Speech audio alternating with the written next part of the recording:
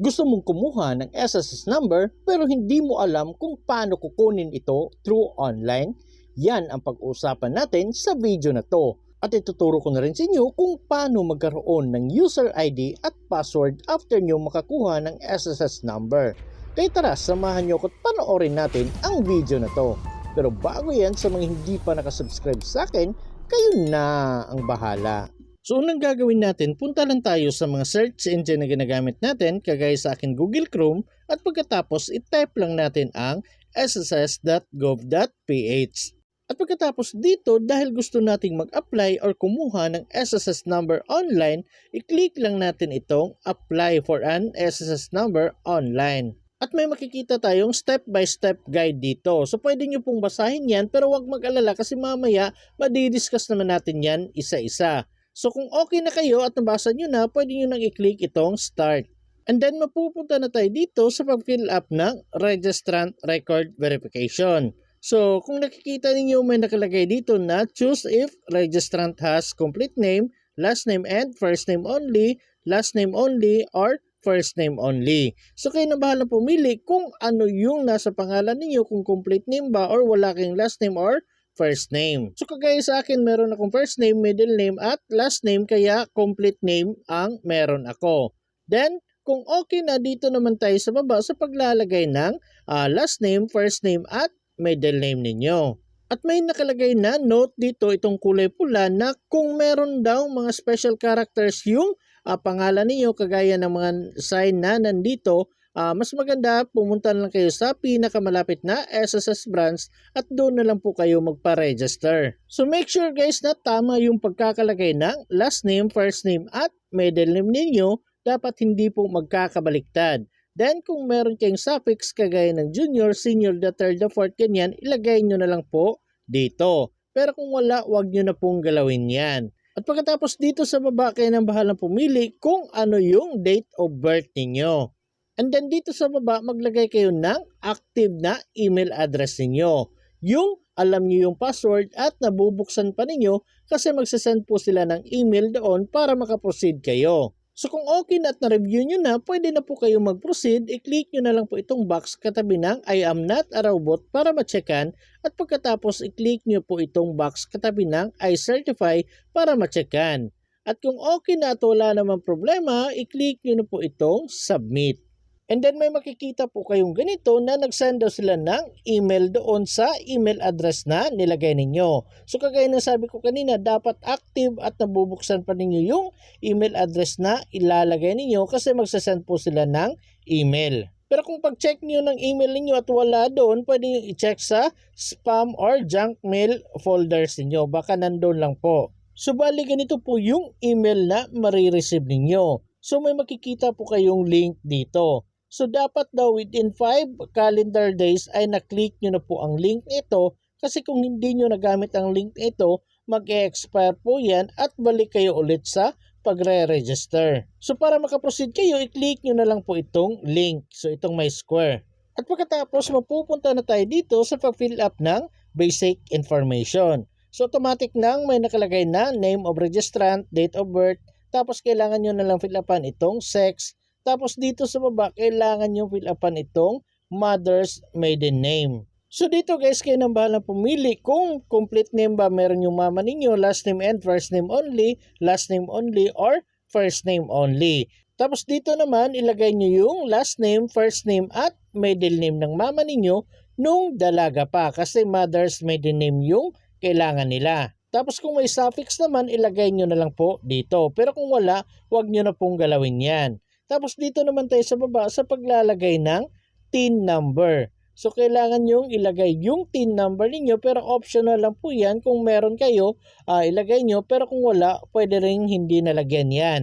Tapos dito naman sa baba maglagay kayo ng mobile number. Tapos dito sa telephone number optional lang yan kung meron kayo pwede kayong maglagay pwede rin pong hindi. Tapos yung email address automatic na pong nakalagay kasi naka-fill up na tayo kanina. Then dito naman tayo sa baba sa paglalagay ng home address. So dito kayo nang bahalang pumili kung nasa Metro Manila kayo or nasa province. At kung nasa province kayo, click nyo tong select province, then mag-select din kayo ng city and municipality pagkatapos mag-select kayo ng barangay. Tapos automatic na pong makikita nyo dito ang postal code. At pagkatapos dito naman tayo sa baba sa paglalagay ng building name, house number, street, and subdivision. So huwag mag-alala guys kung ano lang yung meron sa address ninyo, yun lang yung ilalagay ninyo dito. So for example, wala kayong building name, so street and subdivision lang, so yun lang fill upan ninyo. Hindi kailangang punuin yan. At pagkatapos dito na tayo sa baba sa pagpili ng purpose of registration. So kayo nang bahalang pumili kung for employment ba, self-employed, overseas Filipino worker, non-working spouse, claimant, or survivor, pensioner, or guardian. So kagaya nito, ang purpose ng client ko sa pagkuha ng SSS number ay for employment, kaya ito yung pinili natin. At kung okay na lahat, dito na tayo sa baba. So dito, mas maganda i-save nyo po muna kasi if ever may lakad pa kayo at hindi nyo matapos or accidentally na wala yung internet niyo, may babalikan pa kayo. So, i-click nyo po muna itong save, then may makikita kayong ganito, i-click nyo na lang po itong okay. Pagkatapos, pwede na po kayong mag-next. At pagkatapos mapupunta na tayo dito sa pag-fill up ng social status. So, automatic na po makikita yung name of applicant, date of birth, at yung sex dito. So, kailangan nyo na lang fill upan itong marital status, nationality, religion. By the way guys, dito sa religion, kung wala dito sa option nila yung religion ninyo, pwede nyo pong i-click itong other. At kung other yung napili ninyo, so dito sa other religion, ilagay nyo po ang pangalan ng religion ninyo. Pero kung nandun naman sa Buddhist, Christian, or Muslim yung religion ninyo, wag na kayong maglagay ng other religion dito.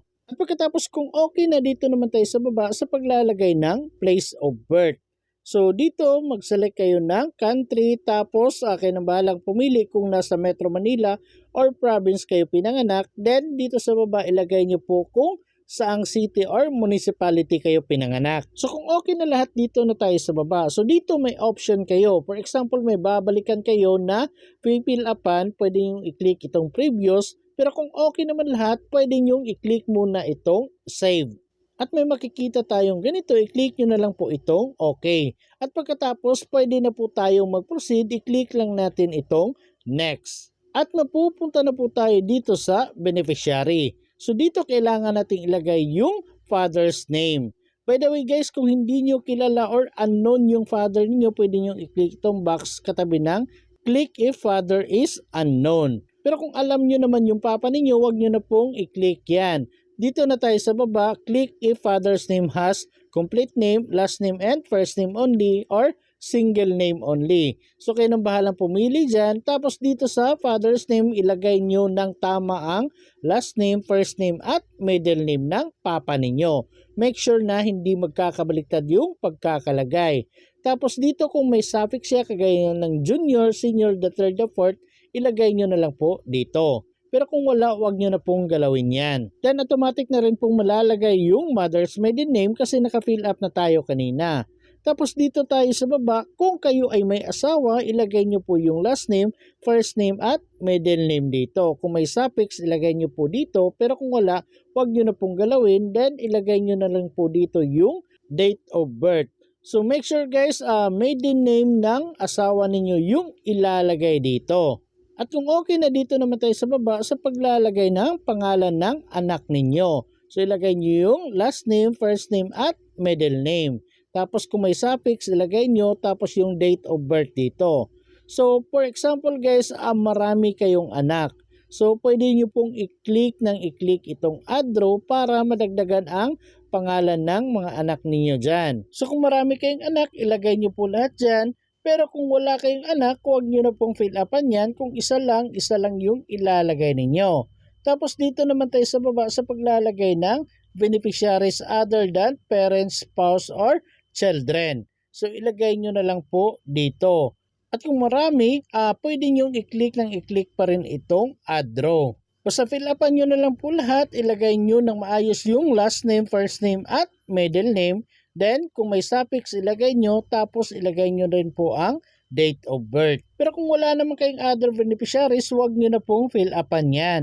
At pagkatapos kung okay na at na-review nyo na lahat, pwede nyo nang i-click itong save at pagkatapos i-click nyo ang okay, then click nyo na po itong next para makaproceed na.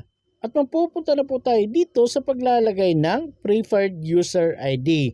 By the way guys, sa mga hindi nakakaalam kung ano ito po yung gagamitin ninyo once mag-login kayo sa inyong SSS online account. So dapat maglagay kayo ng 8 to 20 characters. Dapat may letra, may number, at dapat walang mga special characters except lang sa underscore. By the way guys, may example naman dito kagaya nito, Juan_Cruz1234. So pwede pangalan ninyo underscore, tapos apelyido, tapos number. So depende na yan sa inyo, basta madali nyo na lang po matatandaan. So mas maganda, screenshot nyo po para hindi nyo po talaga makalimutan para makapag-login kayo sa inyong SSS online account. At kung okay na, dito naman tayo sa baba sa paglalagay ng personal record. So dito ilagay nyo po yung height ninyo, dapat naka-centimeter, tapos yung weight ninyo naka-kilogram. At kung okay na, dito naman tayo sa baba. By the way guys, sa pag-apply ng SSS number ng client ko, may maintenance po sa SSS card yung SSS. Kaya hindi tayo nakaproceed dito, pero wala naman pong problema yan kung ganito yung lumabas. Pero kung kayo ay nag-apply tapos meron kayong mga kailangang fill upan nyo na lang po lahat. So ngayon, kailangan nating i-click itong save. Pagkatapos click natin itong okay. Then, kung wala ng problema, i-click na po natin itong next. At kung okay na, mapupunta na tayo dito sa pag-review ng mga information na nilagay natin. Make sure tama yung contact information, home address, mga beneficiaries, yung mga pangalan, spelling guys, i-double check nyo pong maigi. So kung okay na, mas maganda screenshot nyo po lahat. Then dito na tayo sa pinakababa. So dito guys, kung may mali sa mga information na nilagay ninyo, yung mga spelling, pwede nyo pong i-click muna itong previous tapos i-edit nyo lahat yung mga mali doon. Pero kung okay naman at wala namang problema, na double check na triple check na at okay talaga, pwede nyo na pong i-click itong generate SSS number. Pagkatapos may makikita kayong ganito na kung masubmit nyo na daw, hindi na kayo makakabalik para i-edit pa yung mga information na mali doon. So dapat okay lahat at kung okay na, i-click nyo na po itong yes. So yun na nga guys, 95% complete na po yung application natin. So para matapos yan, kailangan na natin mag-upload ng supporting document. So ito po yung mga valid IDs and documents na tinatanggap nila. So pwede kayo mag-submit ng birth certificate or kung wala, pwede kayo mag-submit ng baptismal certificate, driver's license, passport, PhilSys ID, PRC card, SSS digitized ID, Siemens book or yung UMID card. So pwede po kahit isa lang sa mga nandito. Pero kung wala kayo niyan sa mga nabanggit natin, itong letter A at letter B, kung wala kayo niyan, pwede dito tayo sa letter C. So para makita nyo lahat ng mga valid IDs and documents dito sa letter C, pwede nyo i-click itong click to view all. Ito po lahat ang valid IDs and documents na tinatanggap nila. So kailangan nyo pong magdala ng kahit dalawa lang sa mga nandito. Make sure lang na yung dadalhin nyo tama yung spelling ng pangalan ninyo na nakalagay doon. Dapat sa dalawa na dadalhin ninyo may isa na makikita ang date of birth doon. So kung meron na kayong valid IDs and documents, pwede nyo nang i-upload yan dito.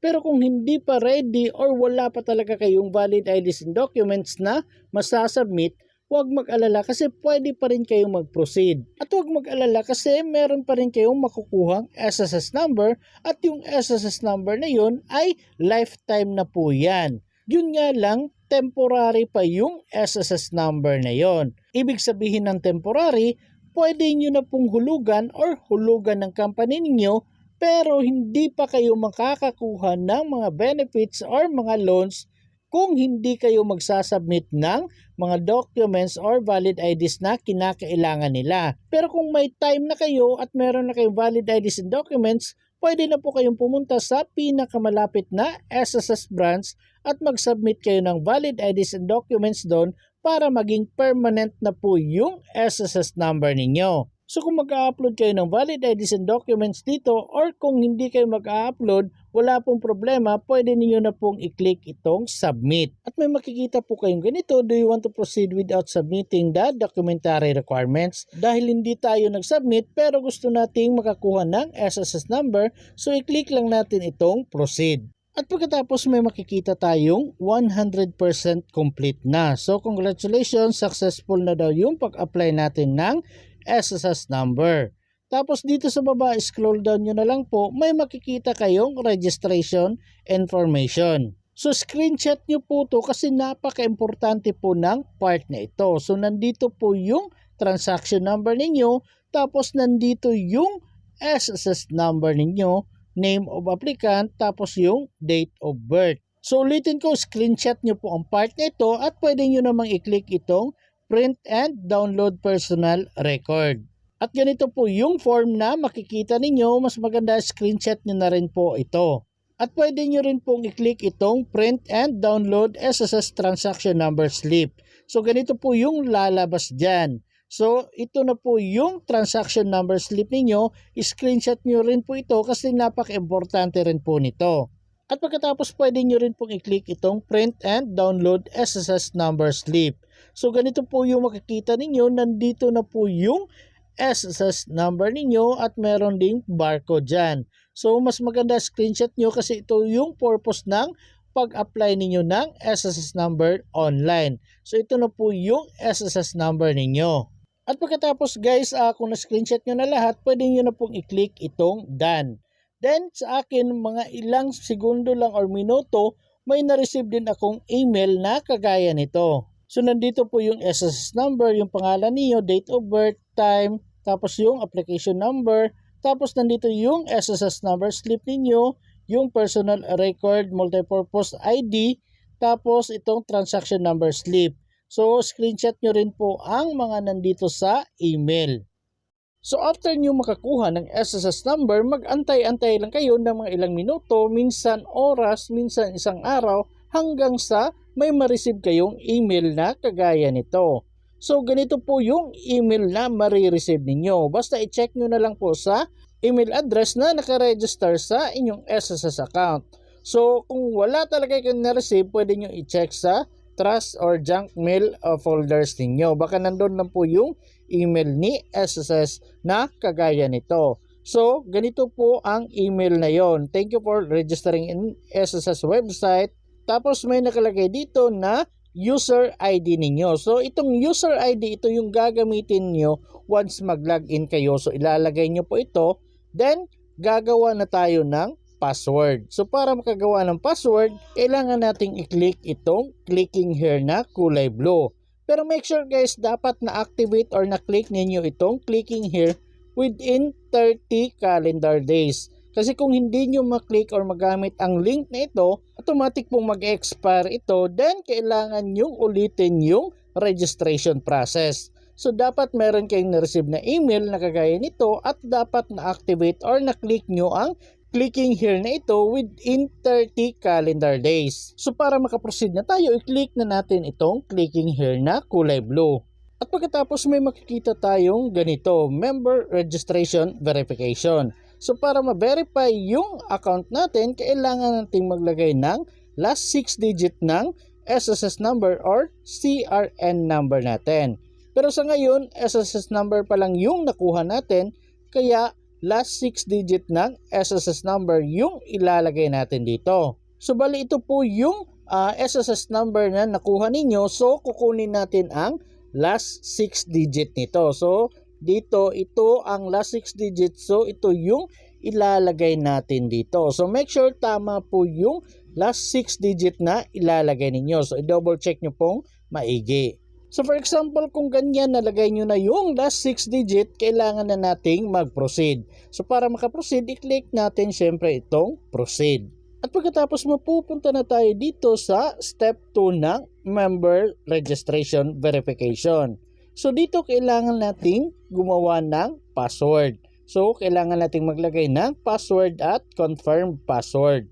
So dapat daw ang password na ilalagay natin nasa at least 8 characters ang haba. So hindi pwedeng bababa ng 8 characters. So dapat daw merong at least isang maliit na letra at dapat meron ding at least na isang malaking letra. So ulitin ko, dapat meron kahit isang malaking letra lang tapos kahit isang maliit na letra din. Pagkatapos kailangan mayroong kahit isang number na ilalagay. So kahit maraming numbers or maraming letra, basta merong maliit, merong malaki, tapos may numbers. At panghuli, dapat meron siyang at least isang special character. So ano-ano nga ba yung mga special character na kinakailangan nila? So nandito po yung mga special characters na kinakailangan nila. So pwedeng question mark, number sign, dollar sign, ganyan. So kayo nang bahalang pumili kung ano yung special character na gagamitin ninyo. So kahit isa lang sa special character na nandito yung ilalagay ninyo, pwede na po yan.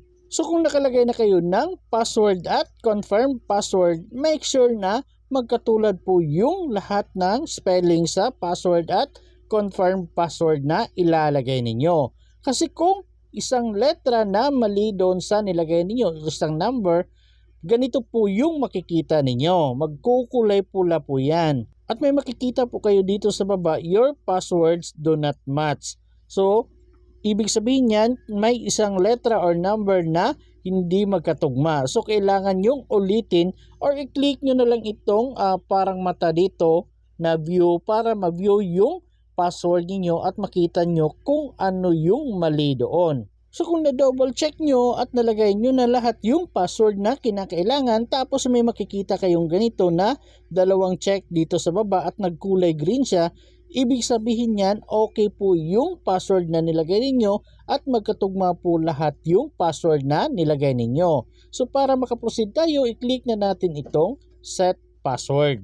At pagkatapos pupunta na tayo dito sa member registration verification step 3. So may nakikita kayo dito, congratulations, your My SSS registration is complete. So ibig sabihin yan, complete na po yung registration ninyo at pwede na po kayong mag-login dahil meron na po kayong user ID at password. So para makapag-login na tayo, balik tayo dito sa sss.gov.ph. Then pagkatapos hanapin at i-click lang natin itong create a my.sss account or login. At pagkatapos may makikita na naman tayong ganito, so dito i-click na lang po natin itong login. At mapupunta na tayo dito sa paglalagay ng user ID at password. So take note guys, yung user ID na sinasabi ko sa inyo kanina, dapat alam nyo po yun kasi yun po yung ilalagay ninyo dito. At pagkatapos yung password na kagagawa nyo lang, ilagay nyo rin po dito sa password. At kung okay na at nalagay nyo na, pwede na po kayong mag-proceed. So i-click lang natin itong sign in. At pagkatapos may makikita kayong ganito na magsasend daw sila ng one-time PIN through SMS. So make sure active at nakaka-receive ng text pa rin yung cellphone number na nilagay ninyo. So kung okay na, pwede nyo na pong i-click itong get PIN.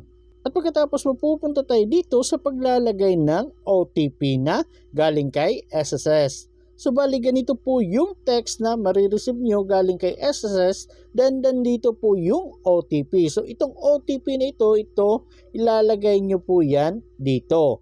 At pagkatapos kung okay na at nalagay nyo na, i-click nyo na lang po itong login. At pagkatapos may makikita kayong data privacy notice dito. So pwede nyo scroll down yan, then basahin nyo lahat. Kung okay naman kayo, wala naman problema. Dito sa pinakababa may makikita po kayong I agree. So i-click nyo na lang po itong I agree. So ganun lang at makakapasok na po kayo sa inyong SSS online account.